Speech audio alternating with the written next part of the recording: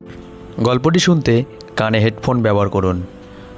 আমার বড় যা যখন বিধবা হয়ে গেল তখন সবাই বলতে লাগলো যে এখন তো সে যুবতী আছে, তাহলে ছোট দেওরের সাথে বিয়ে করিয়ে দেওয়া হোক। ছোট দেওরও রাজি হয়ে গেল, কিন্তু আমার শ্বশুরমশাই রেগে গিয়েছিল আর একদম রাজি হয়নি আমার বড় যা। সে শ্বশুরের ঘরে রোজ তার পায়ে মালিশ করতে যেত, আর যখন মালিশ করে আসতো তখন সে কাঁদত। একদিন আমি মাথায় ঘোমটা দিয়ে আমার বড় জায়ের জায়গায় শ্বশুরের পায়ে তেল মালিশ করতে গেলাম।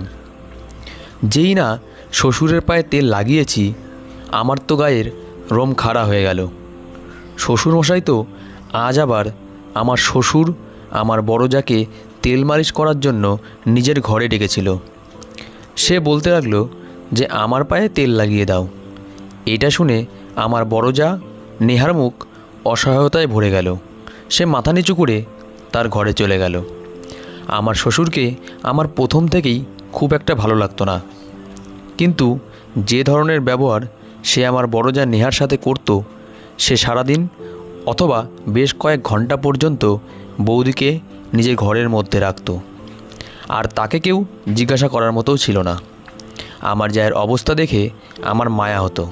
তাকে রোজ নিজের ঘরে তেল লাগানোর জন্য শ্বশুরমশাই ডাকত, আর আমার যা 3 ঘন্টা ঘরের বাইরে আসতো না, আর যখন বাইরে আসতো তখন সে কাঁদত। যখন আমি কারণ জিজ্ঞাসা করতাম সে কিছুই বলতো না।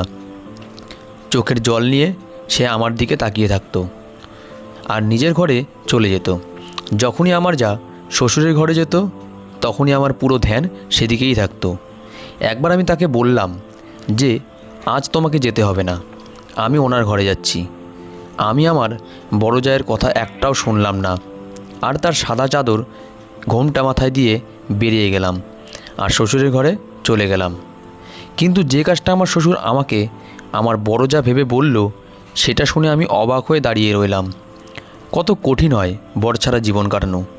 ঈশ্বর কারোর জন্য যেন এরকম বাজে সময় না দেন, যেরকমটা আমার বড় যা নেহা দেখেছিল। সে আমার বড় যা ছিল। যতক্ষণ তার বর বেঁচে ছিল ততদিন তার মুখ থেকে হাসি অদৃশ্য হয়নি। সে সবসময় হাসতো আর হাসতো। নেহার সাথে আমার শ্বশুরের আচরণ ছিল কঠোর, কিন্তু তানিশ ভাইয়ের ভালোবাসার প্রভাব এই যে শ্বশুর শাশুড়ির আচরণ সে হাসি মুখে সহ্য করত। কিন্তু এখন যে সমস্যার মধ্যে দিয়ে যাচ্ছিল, যে মানুষটাকে সে হারিয়ে ফেলেছিল, সেই আঘাতটা তার জন্য কম ছিল না। তার সাথে আবার আমার শ্বশুরের অত্যাচার। তানিশ ভাইয়ের অসুখ আমাদের সবাইকে দুঃখী করেছিল। আমার যা নেহার খুশি তো চলেই গিয়েছিল, ঘরে সেই সময় কার্যে নজর লাগলো। যখন তানিশ ভাইয়ের ক্যান্সার হলো সেই 2 মাসের মধ্যেই চলে গেল, আর আমার জায়ের ওপর তো আকাশ ভেঙে পড়ল। আমি তাকে সামলাতে লাগলাম। একদিকে কান্নাকাটি করে আমার শাশুড়ির অবস্থা খারাপ। যুবক ছেলে 2 মাস ধরে তার সামনে গোড়ালি ঘষে ঘষে চোখের সামনে থেকে হারিয়ে গেল। অন্যদিকে আমার জায়ের অবস্থা ভালো ছিল না। অনেক কষ্টে তার হুঁশ ফিরিয়ে আনা হলো, কিন্তু সে তানিশ তানিশ বলতে বলতে বারবার জ্ঞান হারিয়ে ফেলত। আমাদের হাসিখুশি ঘরের উপর কী জানি কার নজর পড়ে গিয়েছিল। আমার শাশুড়ি হার্টের রোগী ছিল। ছেলের চলে যাওয়া সে সহ্য করতে পারেনি। আমার শাশুড়ি তানিশকে ভীষণ ভালোবাসত। তানিশের মৃত্যুর ঠিক 4 দিন পরেই সে নিজেও মারা গেল। আমাদের ওপর যেন একের পর এক সমস্যার পাহাড় ভেঙে পড়ছিল। আমরা এই সমস্যার মধ্যে ভীষণ ভয় পেয়ে গেলাম। আমার জায়ের অবস্থা ভীষণ খারাপ ছিল। সে অঘরে বলতে থাকতো, তুমি আমাকে ছেড়ে যেও না, আমি কি করে তোমাকে ছাড়া বাঁচব। আমি সেই ঘরে একমাত্র বউ ছিলাম যে সেই ঘরটাকে সামনে রেখেছিলাম, আর নেহা বৌদিকেও। আমার বরের 3টে ভাই ছিল। আমার বর সুরেশের থেকেও ছোট একটা ভাই ছিল যার নাম ছিল মান্নু। সে আমার বরের থেকে মাত্র কয়েক বছরের ছোট ছিল, আর বয়সে আমার থেকে আর নেহার থেকে সে বড়। কেননা 3 ভাইয়ের মধ্যে মাত্র 1 বছর করেই তফাৎ ছিল। নেহা বৌদি আর আমার বিয়ে একসাথেই হয়েছিল। আমাদের বিয়ের মাত্র 2 বছর হয়েছিল। আমার তো একটা ছেলেও ছিল, কিন্তু আমার জায়ের কোনো বাচ্চা ছিল না। তার উপর এত বড় সমস্যা তার উপর ভেঙে পড়ল। তানিশ ভাই আর নেহা বৌদির বিয়ে হয়েছিল প্রেম করে। এজন্য তাদের মধ্যে ভালোবাসা অনেক বেশি ছিল। কিন্তু যে আঘাত নেহা বৌদি পেয়েছিল সেটা আরও বেশি ছিল। একদিকে নেহা বৌদি ছিল, অন্যদিকে আমার শ্বশুরের প্রথমে ছেলের দুঃখ, আর তারপর বউয়ের আঘাত। আমি কখনো সব কিছুর দেখাশোনা করতাম, আর কখনো নেহা বৌদিকে সান্ত্বনা দেওয়ার চেষ্টা করতাম। সে বয়সে আমারই বয়সী ছিল, কিন্তু সে দেখতে ভীষণ সুন্দর ছিল। 1 মাসের মধ্যে সে একেবারে কমজোর হয়ে গেল, কিন্তু তারপর আস্তে আস্তে সব কিছু ঠিক হতে লাগলো। মানুষ কষ্টের সাথে বোধহয় আস্তে আস্তে বোঝাপড়া করে নেয়। নেহা বৌদিও এবার কিছুটা নিজেকে সামলাতে পারছিল, কিন্তু যখন তানিশ ভাইয়ের কথা মনে পড়ে তখনই সে আমাকে জড়িয়ে কাঁদতে থাকতো। আমি তাকে সান্ত্বনা দিতে লাগলাম, কিন্তু চোখ তো জলে আমারও ভরে যেত। এটা এমন একটা দুঃখ যে যেই মহিলার হয় একমাত্র সেই জানে যে এর ব্যথা কতটা। নেহা বৌদির কষ্টময় কান্নার শব্দ আমাকেও কখনো কখনো ছটফট করাতে বাধ্য করত। 5 বছরের ভালোবাসার পর তার বিয়ে হয়েছিল তানিশ ভাইয়ের সাথে। কেননা আমার শ্বশুরমশাই এই বিয়েতে রাজি ছিল না। সে বলতো যে এ অন্য জাতের মেয়ে, এই জন্য আমার শ্বশুর সেই বাড়িতে বিয়ে দিতে রাজি ছিল না। কিন্তু তানিশ ভাই তার ভালোবাসায় ডুবে গিয়েছিল। সে নেহা বৌদির থেকে দূরে থাকতে পারতো না। আমি ওদেরই জাতের, সেজন্য আমার বিয়ে আমার বরের সাথে হয়েছিল পরিবারের ইচ্ছায়। আর তানিশ ভাই তো জেদ করে নেহা বৌদিকে বিয়ে করেছিল। আমার শ্বশুর প্রথম থেকেই আমাকে ভীষণ সম্মান করত, যেখানে নেহা বৌদিকে সবসময় সে ঘুরে ঘুরে তাকাতো। তার খাবার মধ্যে সে খুদ ধরত, আর তার মনে হতো যে নেহা হয়তো কখনো ঘর বসাবে না, সে তার ছেলেকে নিয়ে আলাদা হয়ে যাবে। কিন্তু নেহা বৌদি শ্বশুরের কড়া কথা শুনে কখনো কষ্ট পেত না। সে সবসময় হাসি মুখে থাকতো আর বলতো যে বাবা নিজে নিজেই ঠিক হয়ে যাবে। আমার শ্বশুরের ব্যবহার কখনো আমার সহ্য ক্ষমতার বাইরে চলে যেত। আমি নেহা বৌদিকে বলতাম, ভালো তো তোমায় তানিশ ভাইও বাসত, তাহলে বাবা শুধু তোমাকে কেন কথা শোনায়। কখনো কখনো নেহা বৌদির চুপ থাকায় আমি রেগে যেতাম। আমি মনে মনে তার জন্য কষ্টও পেতাম। আমাকে নেহা বৌদি বলেছিল যে সে তানিশ ভাইকে বলতো যে যদি তোমার পরিবার বিয়ের জন্য না মানে তো তুমি আমায় ভুলে যেও। কিন্তু তানিশ ভাই বলতো আমি তোমাকে ছাড়া বাঁচব না, মরে যাব নেহা। যখন এই কথাগুলো নেহা বৌদির মনে পড়ে তখন সে যন্ত্রণায় কষ্ট পেয়ে কাঁদতো আর বলতে থাকতো তানিশ আমাকে মিথ্যা কথা বলে বিয়ে করেছে। সে বলতো যে তোমাকে ছাড়া আমি মরে যাব, কিন্তু সে আমার থাকা সত্ত্বেও বাঁচতে পারল না কেন। তার কথায় তার যন্ত্রণা আর তার ছটফট করে কাঁদা আমারও হৃদয়কে যন্ত্রণায় মুচড়ে দিত। আমি তাকে অনেক বোঝাতাম যে ভগবানের ইচ্ছার সামনে আমরা সবাই অসহায়। এরপর কিছুদিনের মধ্যে নেহা বৌদি নিজেকে সামলে নিয়েছিল। আমার শ্বশুর বৌদিকেই শুধু না, তার বাবার বাড়ির সবাইকেও হিংসা করত। বিয়ের পরেও সে তানিশ ভাইকে পরিষ্কার বারণ করে দিয়েছিল যে তোমার শ্বশুরবাড়ির লোকেদের আমার বাড়িতে আসার কোনো অধিকার নেই, আমি অনুমতি দেব না। এজন্য তানিশ ভাই নিজেই বৌদিকে তার বাবার বাড়িতে দেখা করাতে নিয়ে যেত, কিন্তু নিজের বাড়িতে কখনো তাদেরকে ডাকতো না। না জানি কেন শ্বশুরের কথায় আমার ভালো লাগতো না। তানিশ ভাইয়ের মৃত্যুর পর নেহা বৌদি বাড়ির লোকেরা এসেছিল, আর আমার শাশুড়ির মারা যাওয়ার পরও বৌদিকে তারা নিয়ে যেতে এসেছিল। আমার বৌদি এখনও যুবতী এবং ভীষণ সুন্দর ছিল, আর এখন তো তার কোনো বাচ্চাও হয়নি। কিন্তু যখন এই কথাটা আমার শ্বশুর জানতে পারল তখন আমাদের ঘরে একটা ঝড় বয়ে গেল। নেহা বৌদির মা বাবাকে সে বলতে লাগলো, নিয়ে যাও নিজের মেয়েকে, তোমাদের মেয়ে অপয়া। আমার ছেলেকে সে খেয়ে নিল, আমার ছেলেকে ভালোবাসার নামে মেরে ফেললো, তাকে 5 বছর পর্যন্ত ফাঁসিয়ে রাখলো, তারপর তার সাথে বিয়ে করলো। এই মেয়ের ভালোবাসায় সে মরে গেল, আর এবার বিয়ে করবে আর নিজের ঘর বসিয়ে নেবে। আমার ছেলের নামে কি তোমাদের মেয়ের জীবন কাটিয়ে দেবে?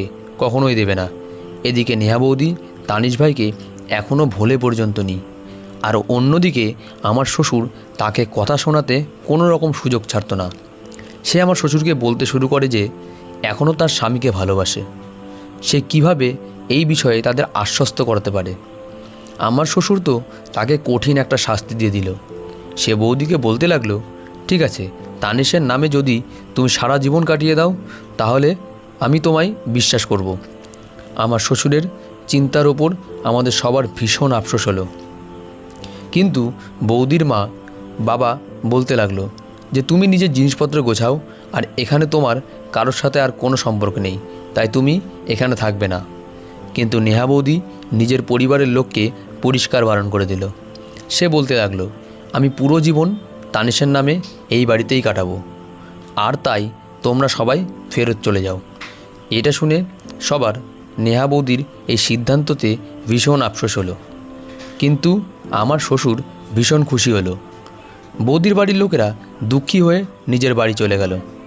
আমি রাতে সুরেশকে বললাম, ভালো তো শুধু নেহা বৌদি বাসেনি, আর তানিশ ভাইয়ের মৃত্যুর জন্য সে দায়ীও নয়।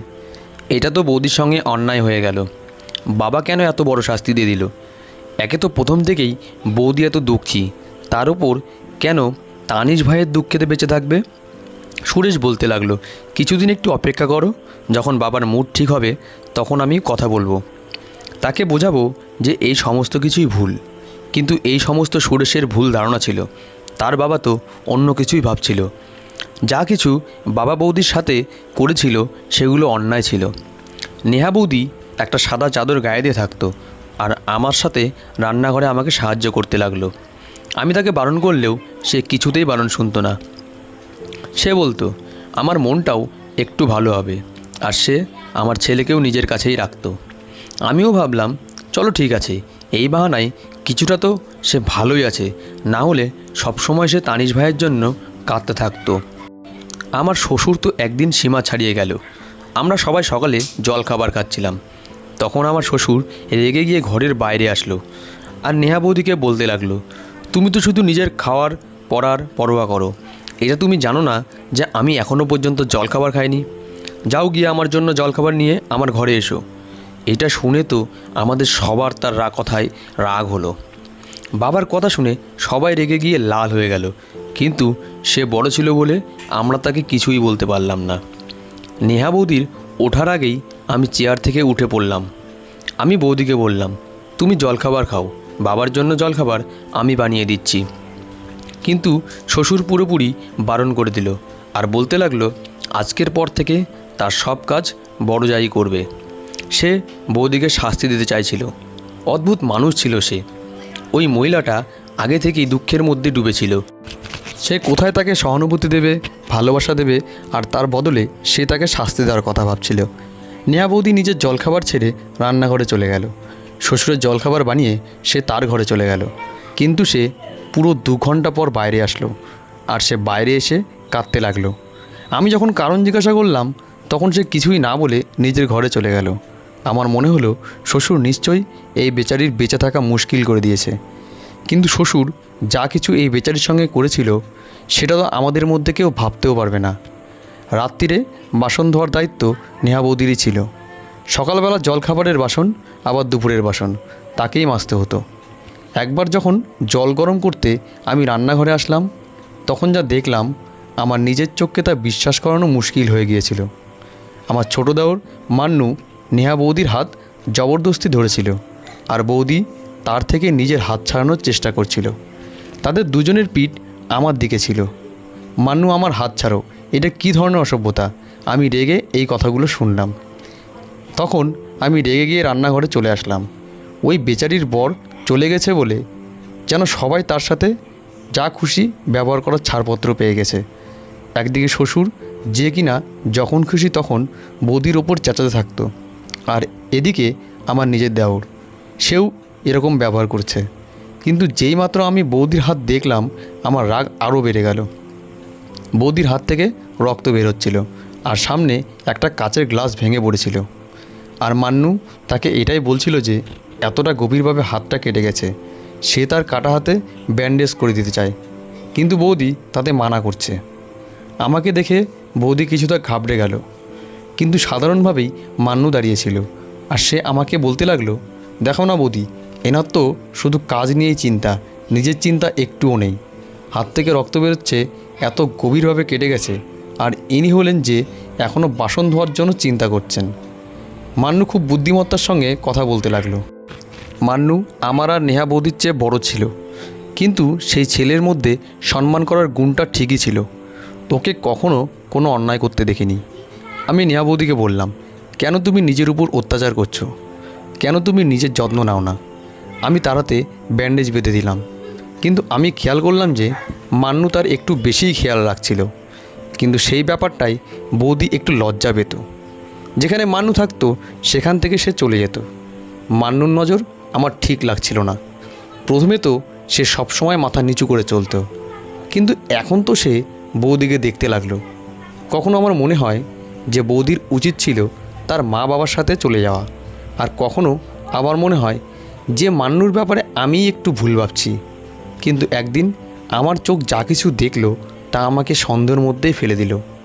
একদিন সকালবেলা আমি তাড়াতাড়ি উঠে পড়েছিলাম, আর নেহা বৌদি ঘরের উঠোনে সমস্ত গাছপালায় জল দিচ্ছিল। তার বাগানের অনেক শখ ছিল। একসময় তানিশ ভাই বিভিন্ন রকমের ফুলের গাছ তাকে এনে দিত, আর আমাদের উঠোন ফুলের বাগানে সেজে উঠেছিল। আমি বৌদির সাথে মিলেমিশে জলখাবার বানাই, আর বৌদির সাথে অনেক কথা বলি। না হলে তো সারাদিন আমার শ্বশুর তাকে বিরক্ত করে মারে। কয়েক ঘন্টা ধরে সে বৌদিকে নিজের কাছে বসিয়ে রাখত। আমি একদিন যেই বাইরে আসলাম, সামনে উঠোনের ওপর নজর পড়ল। তখন আমার হৃদয়ে খুব জোরে ধাক্কা লাগলো। নেহা বৌদি মান্নুর মুখে খুব জোরে একটা থাপ্পড় মারল। তারপর তাকে বলতে লাগলো, তোমার লজ্জা করে না আমাকে এই সমস্ত বলতে? আমি তোমার দাদার বউ হই, এক্ষুনি চলে যাও আমার চোখের সামনে থেকে। বৌদি ভীষণ রাগের মধ্যে ছিল। মান্নু নিজের দিকে তাকিয়ে তার সামনেই দাঁড়িয়ে রইল। আমি একটু পিছনে গিয়ে সরে গেলাম আর লুকিয়ে গেলাম, কারণ দুজনেরই নজর আমার উপর পড়েনি। আমি ভাবলাম যে আমার সন্দেহ ঠিকই ছিল, মান্নুর নজর বৌদির উপরে ঠিক ছিল না। কিন্তু যখন আমি মান্নুর কথা শুনলাম তখন সেটা আমাকে অনেক বেশি ভালো লাগলো। সে বলতে লাগলো, আমি তোমার সাথে তো কোনো রকম বাজে কিছু করিনি নেহা।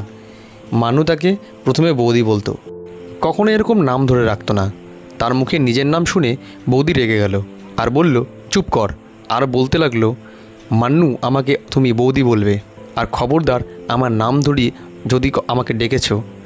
নেহা বৌদির চোখ তো রাগেতে লাল হয়ে গিয়েছিল। মান্নু বলতে লাগলো, তুমি আমার বৌদি তখন ছিলে যখন তানিশ ভাই বেঁচে ছিল। আমি তোমাকে সবসময় সম্মানের নজরেই দেখেছি, আর আজও শুধুমাত্র সম্মানের নজরেই দেখি। তোমাকে এই অবস্থায় দেখে আমার খুব দুঃখ হয়। আমার বিবেক আমায় দংশন করে। তানিশ ভাইয়ের জীবনে আমি তোমাকে সবসময় হাসতে দেখেছি, আনন্দ করতে দেখেছি। এই জন্য আমি চাই তুমি তোমার আগের জীবনেও এরকম হাসতে থাকো, আর হাসতে হাসতে কাটিয়ে দাও। আর এটা তোমার অধিকার, কিন্তু তুমি সেটা বোঝার জন্য রাজিই না।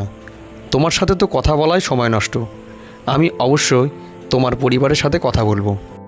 নেহা, আমি তোমাকে বিয়ে করতে চাই, আর তোমার বাঁচার সম্পূর্ণ অধিকার রয়েছে। এটা বলে মান্নু ওখান থেকে চলে গেল। আমার মান্নুর এই সিদ্ধান্ত ঠিক মনে হয়েছিল। নেহা বৌদি সেখানে দাঁড়িয়ে ফুপিয়ে ফুপিয়ে কাঁদতে লাগলো, আর তানিশ ভাইকে মনে করতে লাগলো, আর বলতে লাগলো, তানিশ, তুমি আমাকে কেন ছেড়ে গেলে? তুমি যখন ছিলে তখন সবাই আমাকে সম্মান দিত, কিন্তু তুমি এখন নেই, তাই সবাই নজর বদলে গেছে আমার প্রতি। তুমি তো সারা জীবন আমার সাথে থাকার কথা দিয়েছিলে, তাহলে তুমি একা কেন চলে গেলে? আমাকেও নিজের সাথে কেন নিয়ে গেলে না? বৌদি কাঁদতে কাঁদতে এই কথাগুলো বলছিল, আর আমি তার পাশে এসে দাঁড়ালাম। আমি সব কথাই জানতাম, কিন্তু আমি এমন ভান করলাম যেন আমি কিছুই জানি না। আমাকে দেখে সে নিজের চোখ জল মুছতে লাগলো, আর আমি তার কাদার কারণ জিজ্ঞাসা করতে সে বলতে লাগলো, কিছু না, আমি আমার বাজে ভাগ্যের উপর কাঁদছি। এটা বলে সে ঘরে চলে গেল। যখন এই কথাটা আমি আমার বরকে বললাম, সে শুনে খুশি হয়ে গেল। সে বলল, মান্নুর এই সিদ্ধান্ত খুব ভালো, আর আমার মনে হয় বাবাও এই ব্যাপারটায় আপত্তি করবে না। আমিও নেহা বৌদিকে মান্নুর জন্য রাজি করিয়ে নিয়েছিলাম, যখন কিনা সে রাজি হতে চাইছিল না। সে বলছিল যে তানিশের জায়গা আমি কাউকে দিতে পারবো না, তার উপর বাবা তো আমাকেই উল্টাপাল্টা বলতে থাকে। কিন্তু আমি তাকে বললাম, তুমি সব কিছু আমাদের উপর ছেড়ে দাও, ব্যাস তুমি শুধু বারণ করো না। আমাকে সে বলতে লাগলো, আমি বুঝতে পারছি না যে আমি কি করব আর কি করব না। ঠিক আছে, তুমি আমার বোনের মতো, যেটা তোমার ঠিক লাগে তুমি সেটাই করো। যখন এই কথাটা আমি মান্নুকে বললাম, তখন মান্নু ভীষণ খুশি হয়ে গেল। সে বলতে লাগলো, ধন্যবাদ বৌদি, না হলে সে তো নিজেকেই বরবাদ করে দেওয়ার কথা ভাবছিল। মান্নু বলতে লাগলো, ব্যাস বাবা কোনোভাবে রাজি হয়ে যাক, কিন্তু আমরা কেউ জানতাম না যে সে এমন একটা কথা বলে দেবে যেটা শুনে আমাদের হুঁশ উড়ে যাবে। নেহা বৌদিকে বিয়ে করার জন্য মান্নু নিজের শ্বশুরের সাথে কথা বলল, কিন্তু এটা শোনার পর সে সাথে সাথে উঠে দাঁড়িয়ে পড়ল আর বলতে লাগলো, নিজের বিধবা বৌদিকে বিয়ে করা কোথাকার বুদ্ধিমানের কাজ। আমার তো প্রথম থেকেই ওই বাজে মেয়েটার ওপর সন্দেহ ছিল যে ওর ছেলেদের ফাঁসানোর অভ্যাস আছে। প্রথমে তানিশকে নিজের জালে ফাঁসায়, তারপর যখন নিজে সামলাতে পারছে না তখন মান্নুর ওপর নিজের সৌন্দর্যের জাল ফেলা শুরু করলো। বাবার চিন্তা আর কথা শুনে আমার তার ওপর আফসোস হলো। নেহা বৌদিও এটাই বলছিল যে আমি কাউকে বিয়ে করতে চাই না, না হলে আমার চরিত্রকে বাজে বাবা হবে। কিন্তু আমি তাকে বললাম যে তুমি শুধু একবার হ্যাঁ বলে দাও বৌদি, বাবাকে আমরা রাজি করিয়ে নেব। কিন্তু আমার খুব দুঃখ হলো বাবার ছোট্ট চিন্তাভাবনায়। আমি আর আমার স্বামী তো কিছুই বলিনি, কিন্তু মান্নু রেগে গেল। সে বলতে লাগলো, এরকম কথা ভাবতে আর বলতে তোমার লজ্জা করে না? আমি বৌদিকে বিয়ে করতে চেয়েছি, আমাকে কেউ এটা করতে বাধ্য করেনি, এবং তার চরিত্র আগেও ভালো ছিল আর এখনও ভালো আছে। কিন্তু বাবা মান্নুকে চড় মারল আর মুখ তুলে বলল, আমার বাড়ি থেকে বের হয়ে যাও। তোমার ওপর এই জঘন্য মেয়েটা জাদু করেছে কিছু না কিছু, আমি তোমাকে অন্য শহরে পাঠিয়ে দেব। ওই মেয়েটা অপয়া, ওই মেয়েটা অশুভ। ও প্রথমে আমার একটা ছেলেকে খেয়ে নিল, এরপর অন্য ছেলেকেও খেতে চাইছে, আর আমি এটা কখনো হতে দেব না। আমার শ্বশুরের ওপর তো জানি না কিসের একটা জেদ চেপে গিয়েছিল। সে ধাক্কা দিয়ে মন্নুকে ঘর থেকে বের করে দিল। তখনই সুরেশ মাঝখানে এসে আটকাতে গেলে তাকেও সে ধাক্কা দিতে থাকলো। বলতে লাগলো, আমি কখনোই এরকম হতে দেব না। আমাদের ঘরে তো তামাশা হচ্ছে যেন। নেহা বৌদি ঘরে বসে সব কিছু শুনছিল, সেও বাইরে বেরিয়ে আসলো। সে বলতে লাগলো, আমি কাউকেই বিয়ে করতে চাই না। ভগবানের কৃপায় সমস্ত ঝামেলা বন্ধ করো। আমার শ্বশুর বোধহয় এটাই শুনতে চাইছিল, এই জন্যই এখানেই ঝগড়া শেষ করে দেওয়া হলো। এখন মান্নু খুব উদাস থাকতে লাগলো, চুপচাপ থাকতে লাগলো। এবার তো আমার শ্বশুর আরও বেড়ে গেল, অদ্ভুত অদ্ভুত কথা বলতে লাগলো। কখনো বলতে লাগলো, নেহা তুমি আমার ঘরে সারাদিন থাকতে পারো। কখনো বলতো, আমার মাথায় তেল লাগিয়ে দাও, আমার পায়ে তেল মালিশ করে দাও। ঘরের সমস্ত কিছু আমার শ্বশুরের হাতেই ছিল, এই জন্য কেউ তার বিরুদ্ধে কোনো কথা বলতে পারতো না। মান্নুর সামনে নেহা বৌদি হাত জুড়ে বলতে লাগলো, ভগবানের কৃপায় আমার কাছ থেকে নিঃশ্বাস প্রশ্বাস নেওয়ার অধিকার কেড়ে নিও না, আর তুমি অন্য কাউকে বিয়ে করে নাও। যখনই বৌদি শ্বশুরের ঘরে যেত তখন আমার সমস্ত ধ্যান সেই দিকেই থাকতো। একবার আমি বললাম, বৌদি তুমি নয়, আজ আমি শ্বশুরের ঘরে যাব। আমি তাই বললাম, কিন্তু যে কাজটা আমার শ্বশুর আমাকে বৌদি ভেবে করালো সেটা শুনে আমি তো অবাক হয়ে গেলাম। আমার শ্বশুর বলতে লাগলো, চলো এবার একটা পায়ে দাঁড়িয়ে যাও। যতক্ষণ আমি না বলবো ততক্ষণ তুমি ওভাবেই দাঁড়িয়ে থাকবে। আমি তোমাকে মান্নু আর বাকি সবার নজরে বাজে বানাতে চেয়েছিলাম, যাতে মান্নু তোমাকে বিয়ে করার চিন্তাভাবনা ছেড়ে দেয় আর সবাই তোমাকে বাজে ভাবতে থাকে। আর তাতে তুমি পুরো জীবন তানিশের নামে কাটিয়ে দিতে পারো, কেননা তোমার জন্য আমার ছেলে আমার এক ভাইজিকে বিয়ে করতে বারণ করে দিয়েছিল। আমার সেই ভাইজি তানিশকে ভীষণ ভালোবাসতো। তানিশ বারণ করেছিল বলে সে আত্মহত্যা করে নেয়, আর তার অভিশাপ তোমার উপর লেগেছে। কিন্তু খারাপ তো আমার সাথে হলো। আমি তোমার জন্য আমার ছেলেকে হারিয়ে ফেলেছি, এই জন্য তুমি অপয়া, আর আমার দ্বিতীয় ছেলেকেও তুমি মেরে ফেলবে। আমার শ্বশুরের মনের ভিতরে এত নোংরা চিন্তা ভাবনা ছিল। সে নিজের ভাইজির মৃত্যুর প্রতিশোধ নিতে বৌদির সাথে এরকম ব্যবহার করত। আমি ঘরের বাইরে বেরিয়ে এলাম। এই রহস্যটা এবার আমার সামনে এসে গিয়েছিল। বৌদিকে এই জন্যই এত ক্লান্ত মনে হতো। আমার শ্বশুর তাকে কত বড় শাস্তি দিত এতদিন, আর তাকে মান্নু আর আমাদের সবার নজরে সে ভুল প্রমাণ করতে চাইতো। কিন্তু এটাও সত্যি যে সম্মান আর মৃত্যু ঈশ্বরের হাতে। আমি যখন সমস্ত কথা দুজন ভাইকে বলে দিলাম তখন মান্নু নিজের জন্য একটা আলাদা ফ্ল্যাট ভাড়ায় নিল, আর নিয়ে বৌদিকে বিয়ে করে তাকে নিয়ে সেখানে চলে গেল। প্রথমের দিকে তো শ্বশুর অনেক চিৎকার চেঁচামেচি করেছিল, কিন্তু যখন সব কিছু তার আয়ত্তের বাইরে চলে যাচ্ছিল তখন সে আস্তে আস্তে ঠিক হয়ে গেল। আমার শ্বশুর আমার সাথেই থাকতো। মান্নু নেহা বৌদিকে ভীষণ ভালো রেখেছে, কিন্তু সে আমাদের সাথে দেখা করতে এখানে একাই আসতো। তাদের বিয়ে হয়েছে 5 বছর হয়ে গেছে। তাদের একটি মিষ্টি মেয়েও হয়েছে। তাকে নিজের সাথে সে নিয়ে আসতো আর সে নিজের দাদুকে রাজি করানোর চেষ্টা করাতো।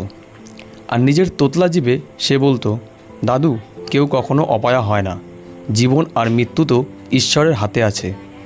আমার শ্বশুর এখন অনেক বদলে গেছে।